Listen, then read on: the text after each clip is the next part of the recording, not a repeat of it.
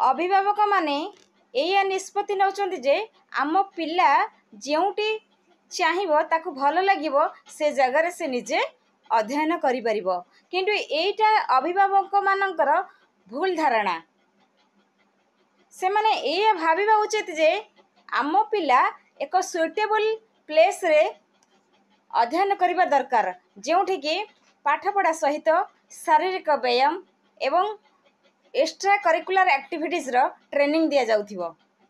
ता माने नुहे खाली बहिर एजुकेशन दिया जाउथिबो एजुकेशन सहित आमको योगासन विथ मोटिवेशन को फॉलो करबा को पड़िबो